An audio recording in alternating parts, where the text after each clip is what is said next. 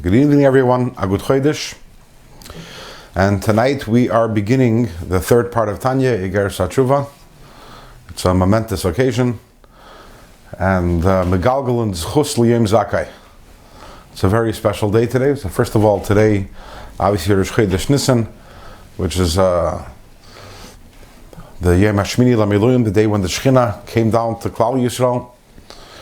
And tonight, Beis Nisan, is the 100th yard site of the Rebbe Rashab, Rabbi Shalom Doivberg Lubavitch, who passed away on Beis Nisan of the year Tafresh Pei in the year 1920. And he's most famous for establishing the Lubavitch yeshiva system of Tomchei Tmimim. So he founded that. And the primary chiddush of that was that up until that time, there was he was the fifth Lubavitcher Rebbe.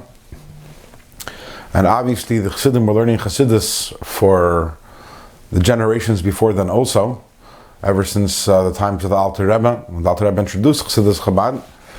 But it was always, I don't want to say randomly, but it wasn't in a very orderly, mesuderdike way. The way, for example, people learn Nigla, the way people have study regimens, learning Gemara, learning in Shulchan Aruch, learning Poskim, Rishonim, Achronim. It was before davening, so you learned a little Chassidus, you heard a maimer from the Rebbe. And the Rebbe Rashab's desire was that Chassidus should be learned in the same way, with the same rigor, and the same academic rigor, as we learn Gemara, as we learn Rambam, as we learn any other sugya in Nigla. And for that purpose, he opened up a yeshiva where Chassidus was part of the curriculum, a major part of the curriculum. In fact, in the original Tomchei Tmimim, so they learned every day, they learned Nigla for 8 hours, and Chassidus for 4 hours, 2 hours in the morning and 2 hours at night. And the Rebbe Rashab is also, he is known as the Rambam of Torah Chassidus, because the Rebbe Rashab said, the truth is this was started by his father, the Rebbe Maharash, the idea of what's called Hamshechim, which is serialized Mamarim. Mamarim, a whole series of Mamarim on a single topic.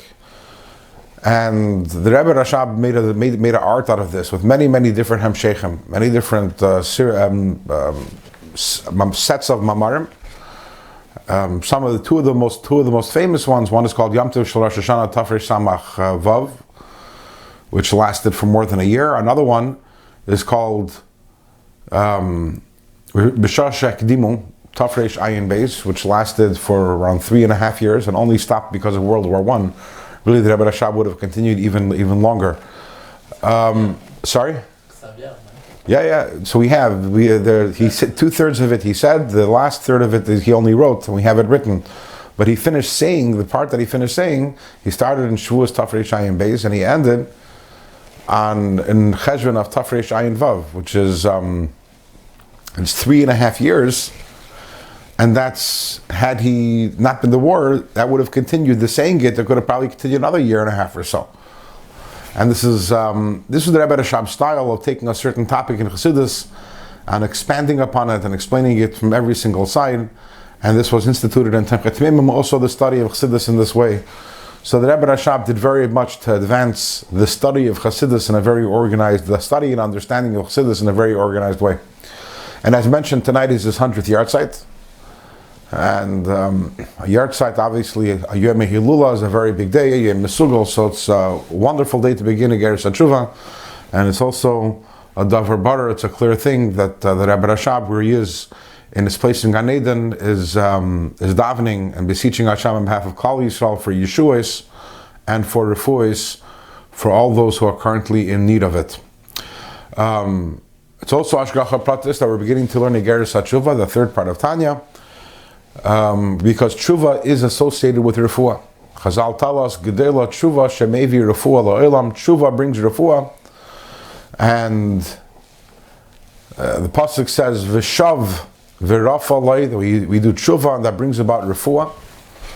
And therefore, at a time like this, when Klal Yisrael and the world at large, but obviously especially Klal Yisrael, is in desperate need of refuahs for so many people. So the Eibusher should send everyone who needs a refuah, and Hashem should send everyone who needs help in other ways, whether it's economically impacted by what's happening. Should send them also berachas, and we should have from here on only Tov Hanira Vanigla, and the study of Iggeret HaTeshuvah should help with that. First of all, it teaches us how to do Teshuvah, so we can do Teshuvah, which is maybe refuah la'elam. But even before we do Teshuvah, there's this idea of we started Vayikra, and we started learning about the Kabbanas, and we all know the concept of Kala Isik B'Teiras Eila Kehilu Hikra V'Eila. That when you learn something in Torah, it's as if you already mekayim it. So to a certain extent, just learning about Teshuvah already has that impact. Torah has that learning Torah on a certain topic has an impact. Ke'ilu you did it. So our learning here tonight should already bring the schus of bring refuah la'elam, shtakim b'zecher for refuah for everyone who needs a refuah. So this is the third section of Tanya. So you have the first section was Likutei Amarim, which we finished how long ago? Around a year ago? A little less than a year ago. Chayelu. Okay, it says around 6 months ago. The second section is Shar Yichud V'Amunah, and the third section is Iggeres HaTeshuvah. And as we discussed somewhat recently when we were learning the Hakadama for the first part of Tanya, the Alter Rebbe originally, when he printed Tanya in the year Tafkuf Nun Zayin, which is the year 1896. So the original Sefer HaTanya was just the first two parts of Tanya, Likutei Amarim and Shar Yichud V'Amunah. And then a few years later, in the year Tafkuf Nun Tes, which is approximately the year 1899, so the Alter Rebbe published Iggeret HaTeshuvah, but when he published Iggeres HaTeshuvah, that was a Mahadura Kama. That was an earlier version of it. It was printed in Zalkvi in the year Tafkuf Nun Tes, whereas opposed to the first two sections of Tanya, they also had a Madura Kama earlier version, but those were never printed. By the time the Alter Rebbe printed it, it was already the final version, the version that we have. Whereas Iggeres HaTeshuvah was actually printed, the original printing was with the first version. Actually, this past Sukkot, I was somewhere, and there was a person who was a collector of Sfarim, and he invited me to come and to check out his collection of Sfarim, a lot of valuable Sfarim. And one of the Sfarim that he had over there was the print of Tanya from Tafkuf Nun Tes with the Iggeres HaTeshuvah with the Madura Kama. So it was fascinating, holding a piece of history in my hand, actually holding that Sefer with the Iggeres HaTeshuvah with the Madura Kama. And then shortly thereafter, a few years later, so I believe in the Tafkuf Samachs, again in the early 1800s, the Alter Rebbe printed the Tanya again, and this time Iggeres HaTeshuvah was with in the final version. And it's fascinating because whereas the first two sections of Tanya make sense that they should be part of this the Alter Rebbe's magnum opus, what we call Tanya, which is the Torah Shebiksav of Chassidus, the core of all of Chassidus. After all, the first part of Tanya Likutei Amarim is all about how to win the struggle against the Nefesh HaBahamis. It's based on the pasuk Ikar ve'elecha davar miyoid beficha v'vavcha la'asoisei, which means that we're told the Torah mitzvahs is something which is within all of our reach, and every single one of us, we can do mitzvahs 24/7, 365 days a year, regardless of circumstance, regardless of difficulty and troubles and quarantines, whatever it may be. We always have the ability to do all the mitzvahs of the Torah. And the question is, how is that? We all know that we have a difficult battle against the Yetzer Hara, against the Nefesh HaBahamis. How is it that we have the koyach to do so? So for that, the first section of Tanya, 53 chapters, the Alter Rebbe explores at length the idea of Kikar Ve'elecha and gives us the knowledge and the skills and the tools necessary in order to battle the Nefesh HaBahamis successfully. Then we move on to the second part of Tanya, which, as we discussed earlier, when we started Shar Yichud V'Amunah, when we started the second part of Tanya. We explained that it actually was written as the first part of Tanya, but ultimately the Alter Rebbe decided to make it the second part of Tanya. And that is, the second part of Tanya is about the Yesodis, the foundations of our Amunah, the idea of Eined Movadeh. At the end of the day, if you want to know what does Chassidus boil down to, what is the whole point of Chassidus, what is the Nekudah behind everything, that is that a Yid should walk around and live with the Hakara, with the recognition that ein oid milvadei, that although it looks that there's a world and that there's something which is yesh oid milvadei, there's something other than Hashem, we have to know that's an illusion, that's sheker, and be'emes, the only mitzias that there is, v'yadata hayim v'shavei salvavecha, that Hashem will Elokim b'shamayim imal v'ala'aretz mitochas ein oid. And that's obviously a central cardinal idea in Chassidus, perhaps the most central and cardinal idea in Chassidus, and perhaps the most important goal in Chassidus is actually living with this recognition and living with this acknowledgement of Ein Od Milvadeh. So we understand why the Alter Rebbe made that as the second part of Tanya. But now we move to the third part of Tanya, which is Iggeret HaTeshuvah, which is a treatise on the topic of Teshuvah, and that obviously raises the question, why? I mean, the Alter Rebbe could have wrote a treatise on many different areas in Yiddishkeit. So why did the Alter Rebbe choose to include in Tanya a whole section on Teshuvah? And again, we don't find anything else like that in Tanya. Because yes, Tanya does have another section afterwards called Iggeres HaKodesh, which that was printed posthumously, and that's with letters of the Alter Rebbe, different letters on different topics. But the idea of devoting an entire part of Tanya to a single topic is something which we don't find. And I've not seen anywhere where this question is directly addressed, but I think that it does tell us about the importance, the primacy of the concept of Teshuvah in the teachings of Chassidus.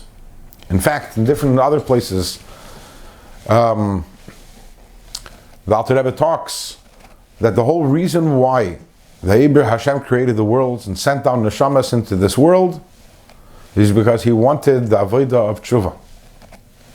Think about that for a second. If Hashem wanted tzaddikim, if that was the goal of everything, then why do you have to create a world with everything, with all the different temptations and klippa and all the negative things that there are in this world? Tzaddikim, our neshamas could have been in Gan Eden, and we could have been tzaddikim, served Hashem with avos Hashem, and with yiras Hashem, and with perfection. V'adarabah, our neshamas would have been much greater and higher and holier had they not come down here into this world. So what is the nekudah of sending down neshamas here into this world? Because Teshuvah is only possible over here in this world. And as we know, Chazal tell us, the b'makim shebali Teshuvah imdim ein tzaddikim gemurim yicholim lamed sham. The idea of Teshuvah, a Baal Teshuvah is higher than a tzaddik, a greater madriga than a tzaddik, for reasons that we'll talk about in Yirtzeh Hashem, obviously, as we go through Iggeres HaTeshuvah. And therefore, Teshuvah constitutes the essence of our purpose here in this world, is that even after we trip and even after we fall and we do a avera, we do something that's wrong, we shouldn't give up, we shouldn't despair. Should we be upset? Absolutely. That's part and parcel of Teshuvah. The regret, the charata, we'll talk about that in Yirtzeh Hashem more in the coming shiurim, but ultimately we have to understand it's all part of the plan, and the nekudah is we should become Bali Teshuvah and have that special, incredible avodah, which is shayach only to a Baal Teshuvah. And with that, we will begin the third section. Actually, we're not going to start it yet. And one other idea I want to talk about, but also just to point out Ashkacha Pratis, that we're beginning today the third part of Tanya, and as we know, that in general there are 5 parts of Tanya, and by Chassidim it's mekubal that each part of Tanya is mekuven, corresponds to a different sefer in the Chumash. That means that Iggeres HaTeshuvah corresponds to the Sefer Vayikra, and here we stand on Erev Shabbos Kodesh, Parshas Vayikra, and we this Shabbos Yirtzeh Hashem we will begin. I'm not going to say in shul, but Al Kapanim, every single one of us, we will begin the Parshas Chumash Vayikra, and here we are tonight in Yirtzeh Hashem beginning the third part of Tanya, which corresponds to that, which is the Sefer Vayikra, which is the part of Tanya, Iggeres HaTeshuvah. Now we know, I just said that there are 5 parts to Tanya, but other places it talks about Tanya having 4 parts to it.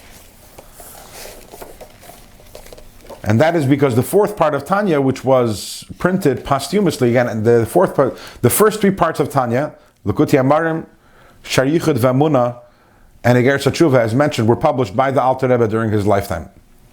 And then the next 2 parts of Tanya were printed in the year after the Alter Rebbe passed away by the sons of the Alter Rebbe, And if you look in the Haskama of the Rabbanim, Bnei HaGoyin and Mechaber, they talk about it being one section that's both Iggeres HaKodesh and Kuntas Achron. So even though it's divided into two, but it's also one, Iggeres HaKodesh, Kuntas Achron is one section. So is it 4, is it 5? Okay, so it depends how you count. If you look in the Chamisha Chumshay Torah, sometimes you talk about 5 Chumshay Torah, and other places in Chazal talks about there are 7 Chumashim because of Ibn Sayyar itself is a Chum, whatever. So it depends Vumeret and how you count. Sometimes we talk about 5 parts of Tanya, and sometimes we talk about 4 parts of Tanya. And again, it's a Kabbalah by Chassidim that the 4 parts of Tanya, they relate to the 4 letters of Hashem's name, Yud Kei Vav Kei. And there's actually a whole beer from the Rebbe explaining the connection between Iggeres HaTeshuvah and the 3rd letter of Hashem's name, which is the Hey, because we start from the bottom. In other words, Likutei Amarim is the 2nd Hey of Hashem's name, corresponds to the 2nd Hey, and the Shayichud V'Munah corresponds to the Vav, and Iggeres HaTeshuvah corresponds to the Hey, which is Bina. And actually, Mirta Hashem in the later Prakma of Iggeres HaTeshuvah, maybe we'll expand on that a little, the connection between Teshuvah and Bina, because the Rebbe does talk about that. The highest level of Teshuvah is associated with Bina. But it's also the 4 parts of Tanya, also, it's a tradition by Chassidim that they correspond to the 4 Chalakim of Shulchan Aruch. So we have the 4 Chalakim of Shulchan Aruch, we have Iggeret HaTeshuvah and Yeridea, and Even HaEzer and Choshen Mishpat, and those teach us the way to behave in our daily life.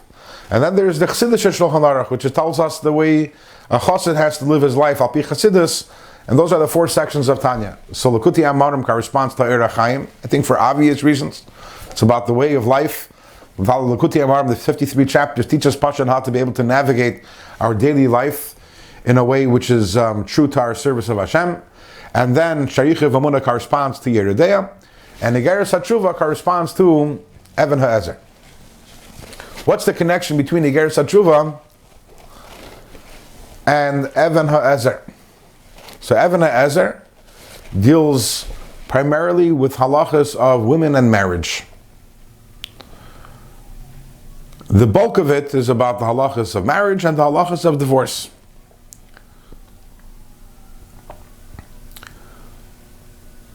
Now we know that everything that there exists over here on the physical plane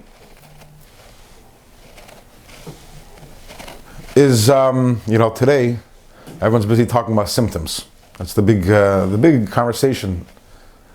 I have symptoms, chas v'shalom. I don't have symptoms. I'm worried about someone who has symptoms. Chas v'shalom, someone sneezes. I don't mean to make light of something which is very, very serious, but today we're talking about symptoms. Everyone is scared of symptoms. But we all know that there's nothing to be scared of a symptom. Actually, what does the word symptom mean? The word symptom implies that it's a symptom of something else. It's a result of something else. And when people are scared of, they're not scared of getting symptoms. They're scared of getting it.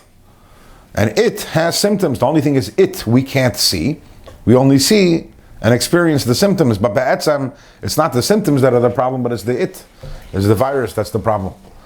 And the emes is that Kabbalah teaches us that everything that happens here in this world is a symptom. And this is one of the major principles of Kabbalah. The idea that we look around and we see a world and everything looks so real and everything looks so concrete.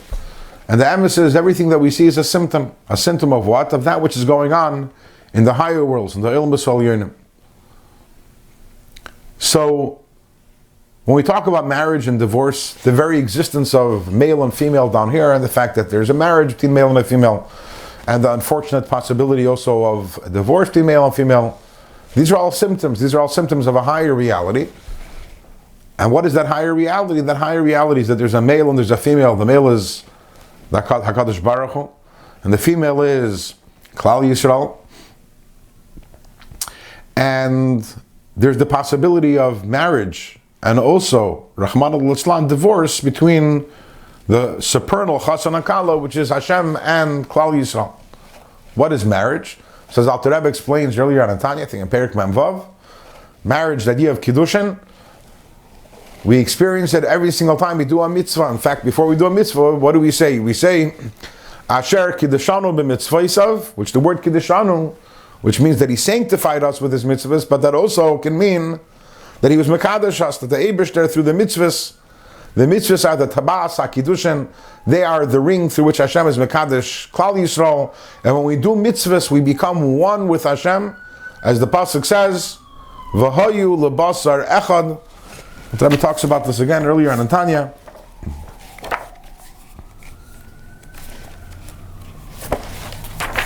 In Perek Manvav, if you look 3 lines on page 130, 3 lines from the bottom of the page. This is what we say. Asher Kedushana b'mitzvaysav. Ka'adam ha'mekadesh isha, like a person who's mekadesh, a woman, lias miyechadas imay, to be united with him, biyichud gamer, in absolute unity. K'mesher kasav, as the pasuk says, v'davak be'ishtay v'hayu lebasar echad, that a person cleaves with his wife and they become one basar. Kacha mamish, the exact same thing.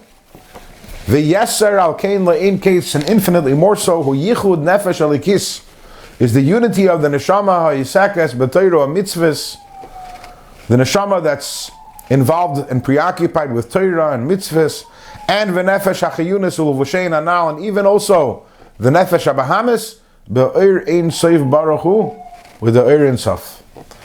V'lachein himshel shloima alav hashalom b'shir hashirim yichud zeh, and that's why Shlomo HaMelech in Shir HaShirim he compares this unity liyichud chasan v'kala, to the unity of chasan and kala, b'dveika chasheka v'chafetza b'chibuk v'nishuk, with desire and with passion and with hugging and with kissing. So the kiddushin, the marriage between Hashem and Klal Yisrael, is mitzvahs. Now we know where was the original chuppah b'matan Torah, and that's where Shem Taka came down and gave us Torah mitzvahs. What is the idea of gerushin? What is the idea of divorce? The idea of divorce, Rahman al-Islam, is an aveira. Now when a person does an aveira, what they're doing effectively is they're stepping out of their marriage with Hashem, and they're getting married to someone else. They're getting married to klipa, a different Baal, a different husband. They're embracing something other than Hashem.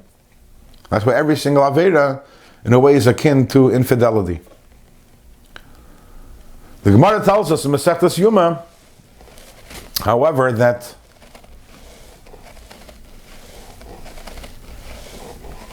Gedoyla Teshuvah, the Teshuvah is great. Shadoicha es leises hashabetayra. It pushes away a leises hashabetayra, because the Torah says that when a man divorces a woman, and if she goes and marries someone else in the interim, so lo yuchal ba'la rishain, the first husband can't remarry his first wife. But Teshuvah, even though the taka, that every time a person does an aveira, it's like gerushin, as the pasuk says, u'pishechem shulcha imchem. But from that svegen, nevertheless, when a person does Teshuvah, so it's doiche that leisasa, and we have the kiddushin once again. And what's interesting is, with this, once we understand the makar for kiddushin and gerushin in the Torah, we understand something which is a little of a pella, something which is a little of a wonder. And once we understand that kiddushin and kiddushin are mitzvahs, and gerushin is an aveira, and then the ability through Teshuvah to then remarry, we'll understand something which is a question that has been asked many times, which is, for those of you, people have a lot of time on their hands today, so I'm sure everyone's sitting and learning. Maybe someone decided to open up a Gemara or Mishnayos and Seder Nashim, and if you do so, you'll notice that in the Seder of the Masechtas, the way Rabbi Yehuda Nasi, the way he organized the Masechtas, so first you have Masechtas Gittin, and then you have Masechtas Kiddushin. So first you have the tractate that talks about divorce, and then you have the tractate that talks about marriage. L'cheira, doesn't take someone with a very high IQ to figure out that the order seems to be a little amiss. So what's the reason for that? So one of the primary answers that's brought down is that this follows the order the way it is in the Torah. The pasuk, when the pasuk talks about divorce and marriage, the pasuk talks about a person who divorces his wife, v'yatsa mebeisai, and then v'holcha v'hoisali ishachar, the woman goes and gets married to someone else. So the pasuk first talks about divorce, v'yatsa, And then v'hoisam, then marriage. So therefore, reflecting that, Rebbe put first the halachas of divorce, and then he put the halachas of marriage. In fact, if you look in Masechtas Kedushin, in Masechtas Gittin, you'll see that there are a lot of different halachas that we learn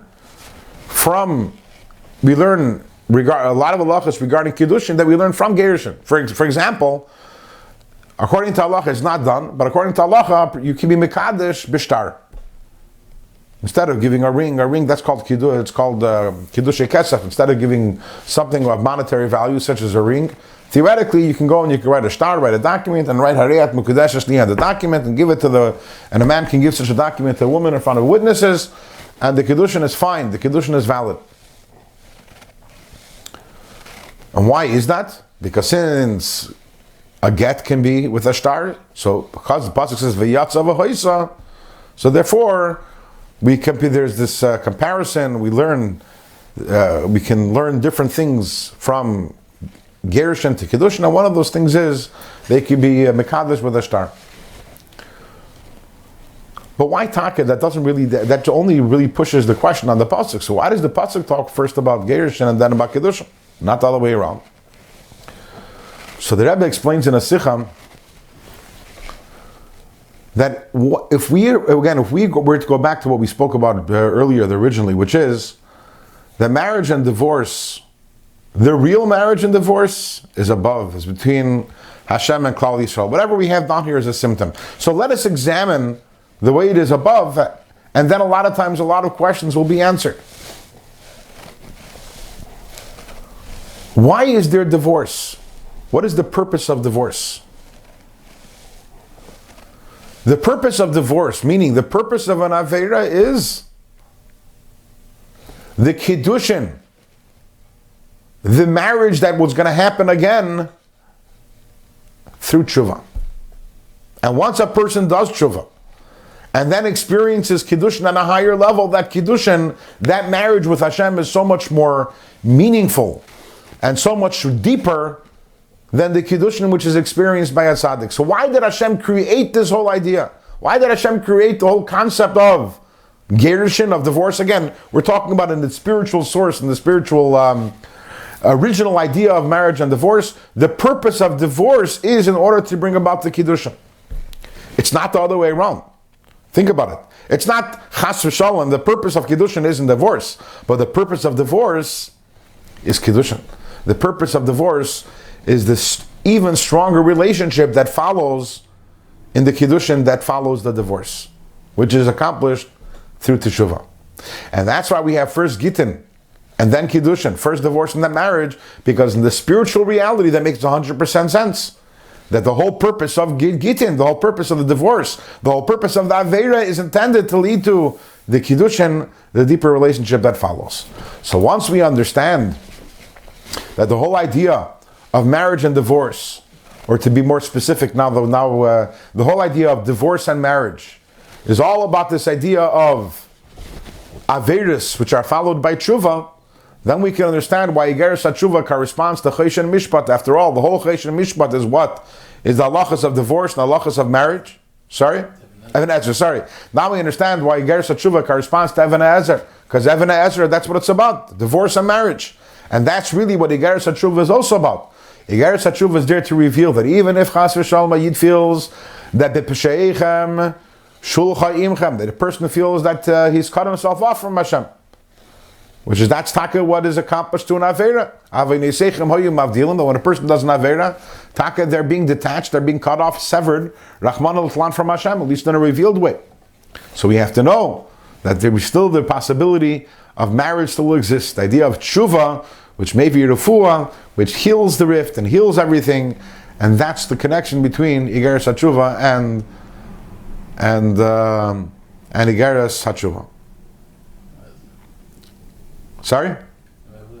Even Ezer and Iggeres HaTeshuvah, yeah. Okay, so with that Hakdama, we are ready now to start inside. Likutei Amarim, page 180. Likutei Amarim, Chelek Shlishi. We're starting not to learn Likutei Amarim, the third volume. Again, the whole sefer is called Likutei Amarim. There's the first volume, which is called Sefer Shel Beinanim, and there's a second volume, which is called Sharichet V'Amuna. And now we're holding B'Chelek Shlishi, the third part, Hanikra B'Shem Iggeret HaTeshuvah, which is called Iggeret HaTeshuvah. Perek Aleph. Tanya, we learned in a Braisa. I guess the Alter Rebbe has a thing for Tanya. The first section of Tanya begins with the word Tanya. And the third section of Tanya begins with the word Tanya. And by the way, fascinatingly, Tanya implies that it's written in a Braisa. But if you look in the Gemara in Yuma, and also in the Gemara in Nida, which is what Alter Rebbe begins the first section of Tanya with, neither one of them is in a Tanya. We need to find a special Girsois. The Rebbe has lengthy talks about all these, finding the Girsa where it's a Tanya, where it's a Braisa, and furthermore explaining why the Alter Rebbe insists on using Dafke, that Girsa, and insists on calling it a Tanya, but that's beyond the parameters of a shir of this sort. But since the Alter Rebbe obviously had a thing for Tanya, which is Bechsidim, it's explained that the word Tanya is also the same letters as the word Esan. Esan means strength, real hardness and strength. And that's because through studying Chassidus and through studying Tanya, we are Megala, the Esan Sheben Neshama. We are Megala, the inner strength of the Neshama, and our ability to serve Hashem with that incredible strength. But Al Kapanim, Tanya, B'Seif Yuma, we learned in the end of Masechtas Yuma, Shleisha Chaluke Kaparahim.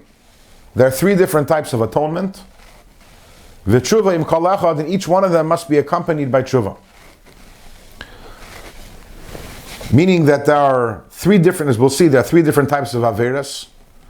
And every single Avera has a different type of kapara, a different type of atonement. And every one of them requires Teshuvah along with it.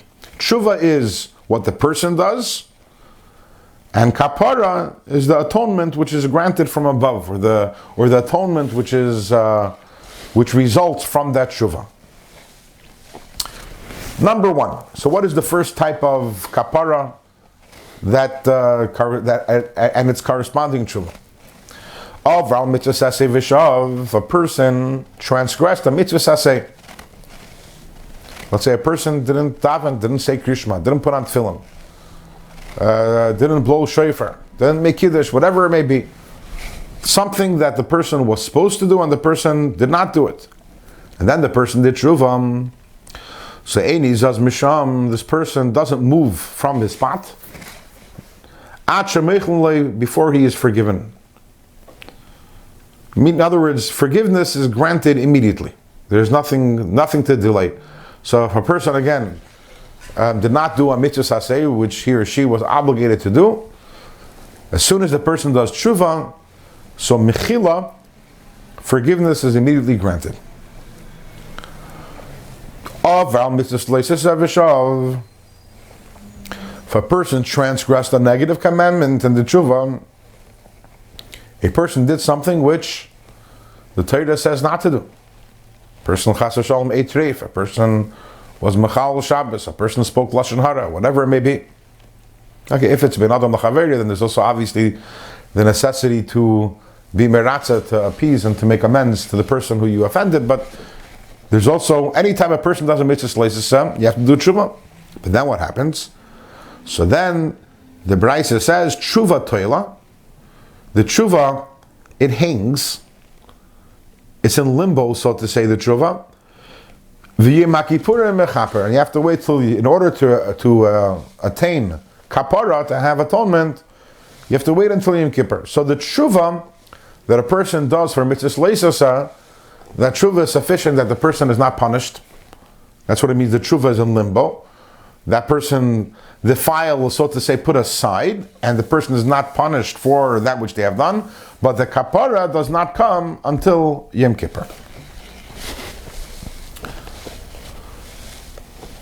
So, this is so far what the Gemara says, and now we're going to have a lengthy parentheses, which takes us until, if you see 5 lines from the bottom of the page.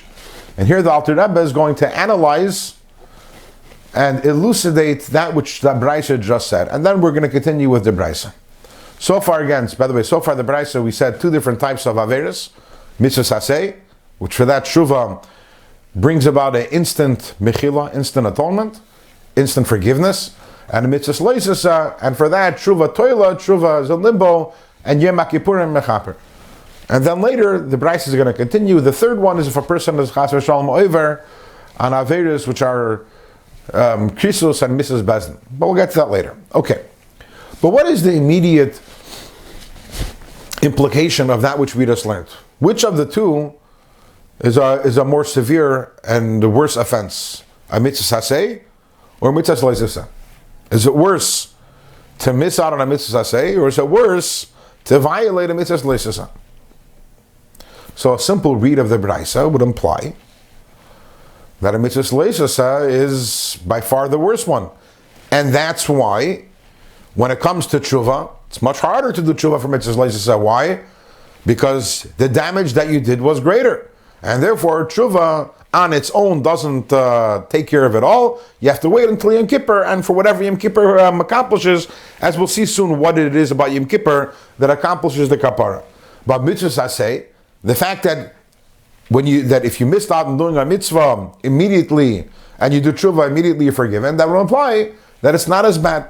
Listen, we're not recommending bittul mitzvah saseh, we're not recommending to neglect doing a mitzvah saseh, but it's still, from the way that these two are juxtaposed against each other, the implication is that the worst of the two is to be over, to transgress on a mitzvah saseh.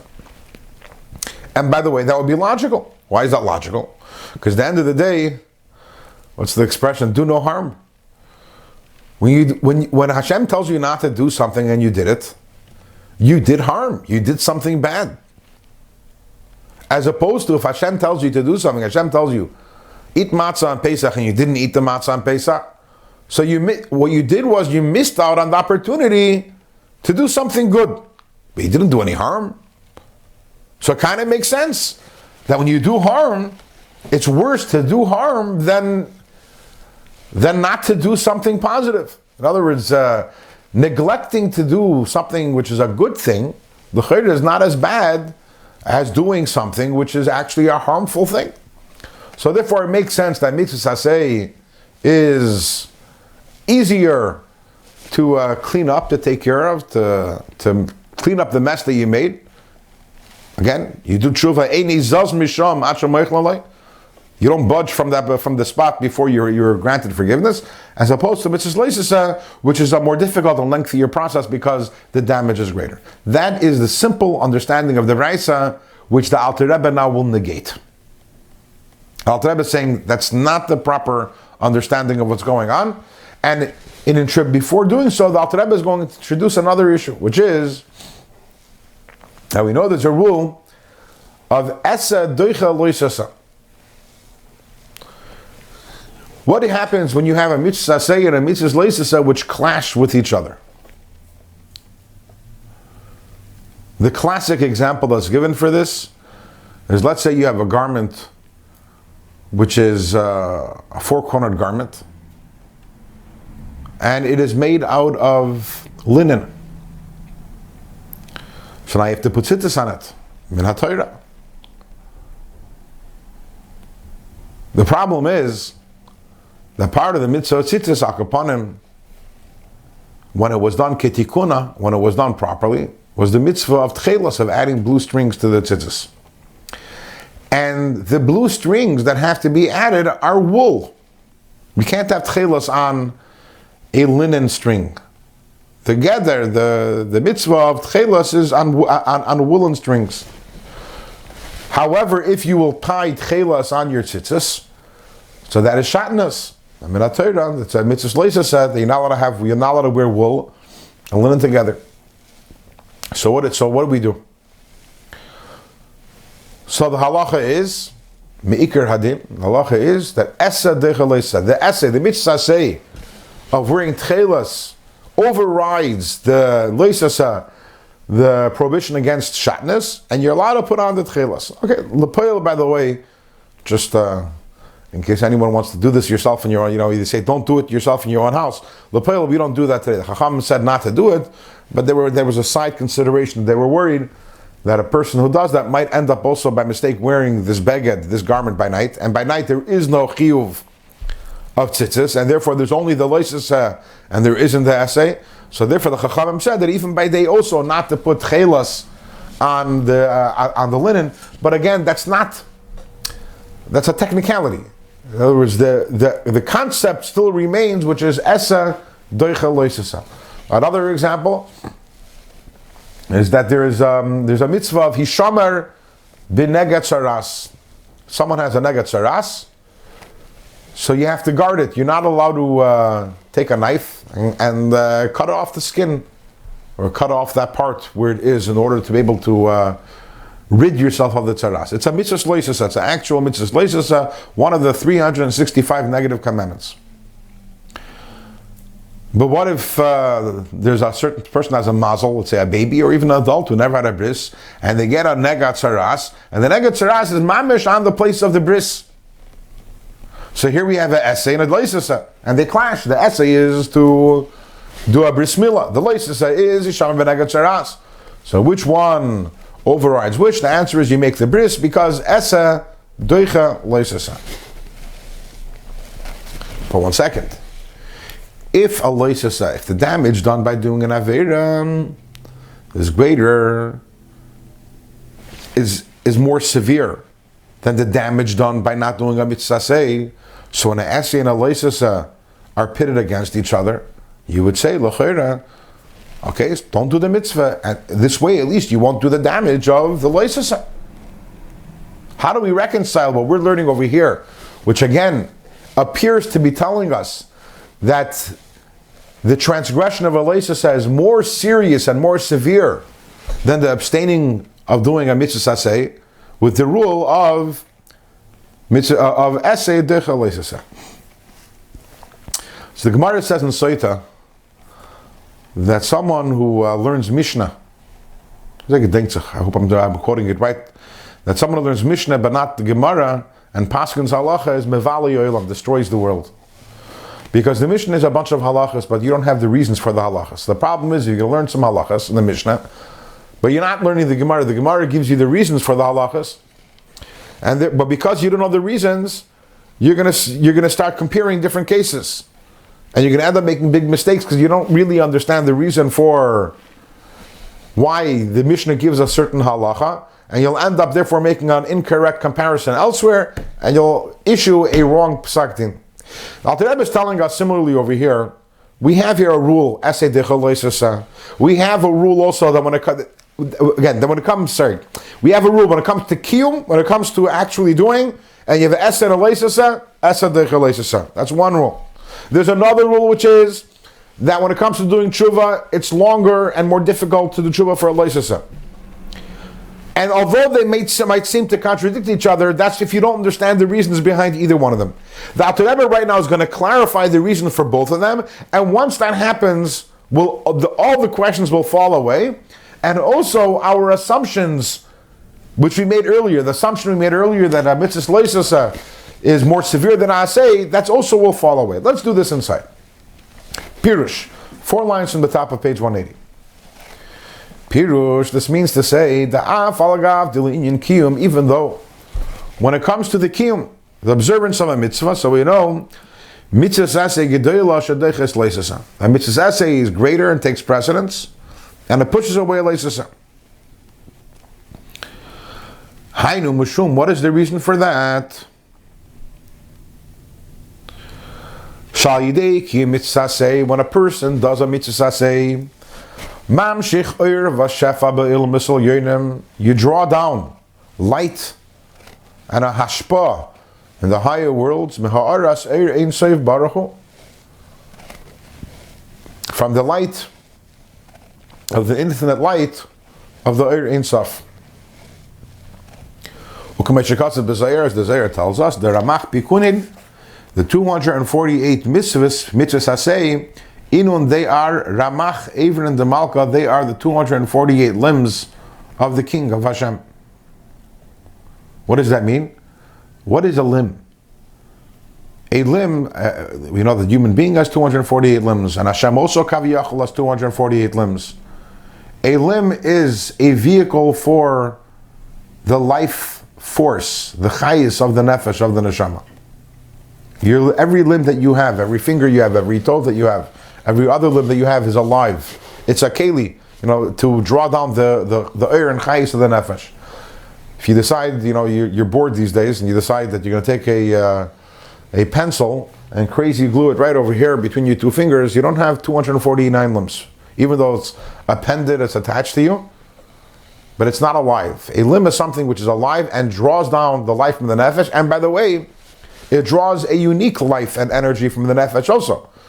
Just like everything, in the eye, there's the eye is a limb and that draws from the nefesh, the koyach hariyah, the faculty of sight, and the nose and the ears and the fingers. Everyone draws down, elicits from the neshama a unique energy. And the same thing is also the 248 mitzvahs. Each one of them is a vehicle for bringing down a certain life force from the Eir Ein Sof. Not only when we do a mitzvah do we draw down the light of Hashem into the higher worlds, as mentioned earlier, but we actually draw down the light of the Eir Ein Sof also upon our own neshama. As we say, when we do a mitzvah, we become holy. Why do we become holy? Because every time we do a mitzvah, we are drawing down upon ourselves the Eir of Hashem.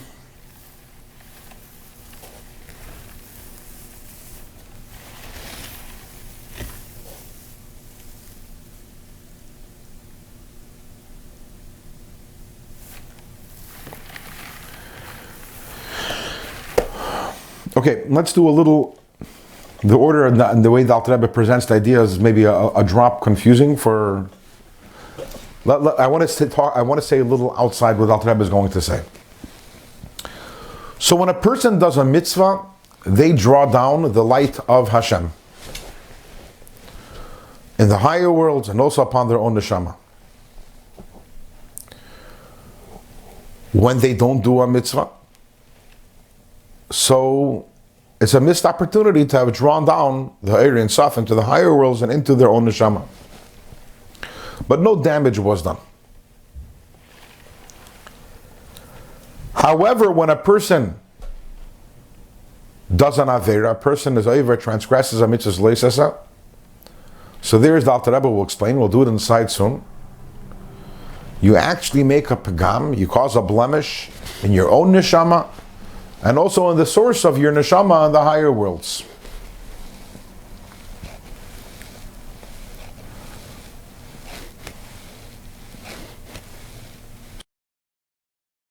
So let's talk for a moment about Teshuvah. When you're doing Teshuvah, what are you trying to accomplish? A person missed out an opportunity to do a mitzvah saseh. So there's the light which you did not bring down into this world, you did not bring it upon yourself, you did not bring it into the higher worlds. And that's a lost case. That oir, in the words of the Alter Rebbe, is a oir neder, that light is missing. There's nothing you can do about that.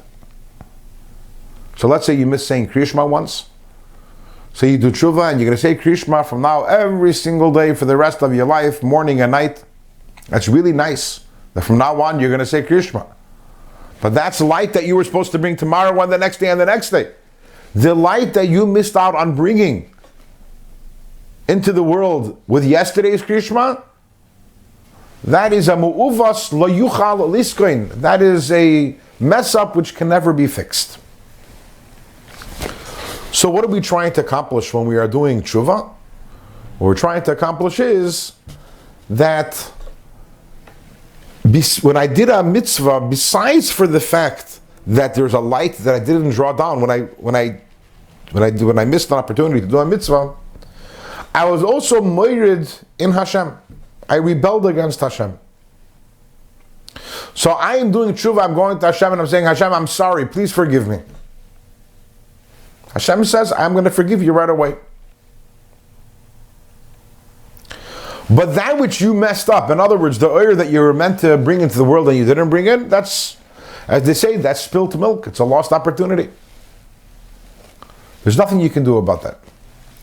How about when a person transgresses a mitzvah loisisa? So here you made a pagam.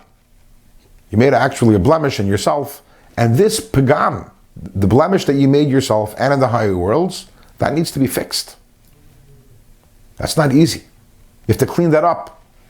The word kapara, as the Alter Rebbe is going to explain, the word kapara is Melashon Kinuach, you have to wipe it up, you have to clean it up.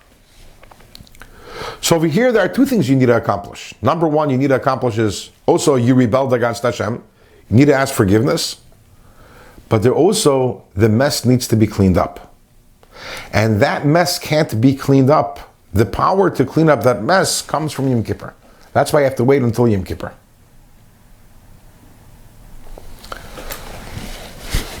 I mean, we have this all the time. You know, when you, if you're in a relationship with someone, and you mess up, there are two types of mess ups. One type of mess up is something, there's nothing you can do about it. You just have to ask forgiveness. It was your wife's birthday yesterday, you forgot. You didn't say happy birthday. There's nothing you can do to make up the fact that the birthday passed, and you can be nice to her now, but you were supposed to be nice to her anyways. But one thing you could do is you can ask your wife to forgive you, and hopefully she'll forgive you. Sometimes you dropped something on the floor and you broke the glass and you made a stain, and now you have to go to the store and get a professional vacuum cleaner. You have to clean it up. As we all know, so which one is worse? Which one's better? Well, on the one hand, obviously, you know, when you could fix it up, that's better because you fix it up completely, but it's a much harder process to clean it up also. A mitzvahs loisasa, we're meant to clean up the mess. And to clean up the blemish that you made on your neshama through the Avera, as well as the blemish that was made above, that, the only way you could do that is on Yom Kippur. For reasons we will explain why we need Yom Kippur for that. By mitzvahs I say there's no cleaning up. So again, by both mitzvahs I say and mitzvahs loisasa, there's the idea of asking Hashem for forgiveness. And Hashem is very forgiving. He forgives right away. So if you did a mitzvah say, Hashem says, I forgive you, now move on. There's nothing left right now. If you did a mitzvah leisa, Hashem says, okay, I forgive you, but Teshuvah Torah, we all still have to wait till Yom Kippur, because only in Yom Kippur can you clean up that mess that you made. And by the way, if you look in the words of the Braisa, it says, by avar mitzvah esesei v'shav, a person transgress a mitzvah in the Teshuvah, ein yizaz misham ad shemeichlon lei. He doesn't move away from there until he is forgiven. And then, over mitzvahs leisa v'shav, if a person transgressed a mitzvahs leisa and the Teshuvah title, the Teshuvah is on limbo of Yom Kippurim mechaper. Note, there's a difference in the words. By mitzvah say, the Alter Rebbe uses the word moichlon. Moichlon lei. He's forgiven. You're forgiven. What you did, you can't fix that because there was a certain oil you were supposed to bring into the world. You didn't bring that in, but moichlon lei will forgive you. By mitzvahs leisa, Yom Kippurim mechaper, Yom Kippurim actually cleans up that avera. So from this perspective, let me ask you a question. Which one is the worst one? A mitzvah say, mitzvahs leisa? Is it worse to abstain from mitzvah say, or is it worse to transgress a mitzvahs leisa? And the answer is, a mitzvah say is worse. Because a mitzvah say you can't fix. Even Yom Kippur can't fix it. A mitzvahs loisa, it takes longer. So remember we said, when you don't understand the reason behind something, you reach erroneous conclusions. We figured that a mitzvahs loisa, the fact that it takes longer to fix means it's more severe. No. A mitzvahs loisa, it takes longer to fix because you could fix it. And fixing takes time. A mitzvah say takes shorter because you can't fix what you messed up. And that's why it takes shorter. So to reach a conclusion and say because it takes longer means it's worse, it's partially you're not understanding the dynamics, the reason behind it. So therefore, a mitzvah say is by far worse. To miss a mitzvah say is by far worse. That's when it comes to Teshuvah. But let's go back now for a second to Kiyum. Let's go back to the Esa Deicha Loisasa conversation that we had earlier. The Torah over here, let's talk about the case of the Shatnez and the Tzitzis. The Torah has two options. Option number one is the Torah should say Esa Deicha Loisasa. Theoretically, Torah could have said Loisasa Deicha Aseh. If Loisasa would be Deicha Aseh, then you wouldn't be putting on the tchelas, you wouldn't be doing the mitzvah tzitzis, and the oyer, the light would be lacking. There's nothing you can do about that. The light would be lacking. Or the Torah could say, no, Asa deicha loisasa. The essay pushes away the loisasa. And therefore, I'm telling you to do the essay. And obviously, once Hashem tells you in Torah, there's not going to be any pigam. There won't be any blemish. Why? Because you can't get a blemish through doing what Hashem has told you to do. So why? Because it's the only option. In the other option, the oir would be missing. And we need the oir. At the end of the day, why were we put down here in the world? We're put down here in the world to bring light. We weren't put in the world not to mess up. We were put in the world to be proactive, to bring the oir of Hashem into the world. And for that you need to do mitzvahs. There's a loisasa, so the Torah says, since we need the oir to be brought in the world, we're going to push aside the loisasa right now, and it's not going to cause any pagam. But to say that the essay should be pushed away, you can't do that. The light would be missing. Let's do this inside. When it comes to Teshuvah, again, we're talking about a mitzvah. Even though that we forgive the person the punishment, al shemara b'malchusa yizbarach, and that he rebelled against the king, v'liyasa ma'amer ha'melach, and he didn't do what Hashem instructed. Mekal makim, nevertheless, even after the tshuva, ha'ir nedar v'chulu, the light is missing, the light is absent. Chazal tell us al pasuk mu'uvas lo yuchal liskain.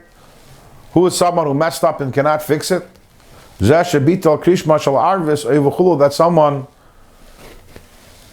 who missed out on saying Krishma Shal Arvis or of the morning. Even though that from here on this person is careful to read Krishma every night and every morning forever, the Teshuvah cannot help l'sakin to fix mashabitel pamachas, that which one time you missed out on it. So that's a mitzvah say. The one mitzvah say is meant again to bring light down here into this world. And if you do tshuva, so Hashem will forgive you for what you have done, but the oir neder. What about someone who transgresses the mitzvah? Because through that you allowed the evil, the klipa, to attach itself to your soul. You are causing a pegam l'mayla. You're causing a blemish above b'sharsha or mekar chaytzva, in the source of the neshama. Belavushim the yut sfiris da asiya, in the garments of the 10 sfiris of asiya. That's without getting into the kabbalistical details over here, but that's where our neshamas come from. It says in Tikkun Zohar, levushin tekinas loin. We say that Hashem, you have created garments for them, for the spheres, from